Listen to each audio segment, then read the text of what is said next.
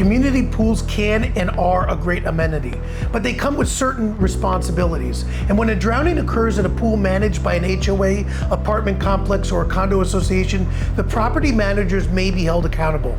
My name is David Shiner, and let me share with you a little information about why a condo association, apartment complex, or a homeowners association may be liable if someone is hurt at a community pool. See, Florida law requires these pools to meet very strict safety protocols.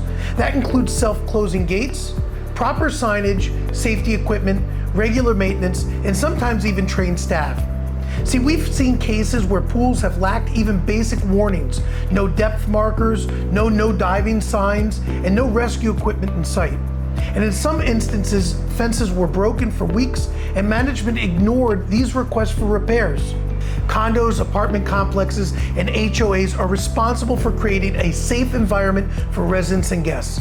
And that responsibility doesn't disappear when they hand off maintenance to a contractor.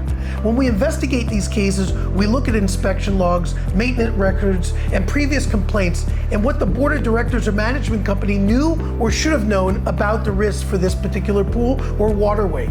And often we uncover a pattern of neglect that points directly to liability. See, if your family experienced a drowning at a shared community pool, we want to hear your story. Shiner Law Group is here to hold these condos, apartment complexes, and HOAs accountable. Call now and let's talk about what our firm can do to help get your family the justice it deserves.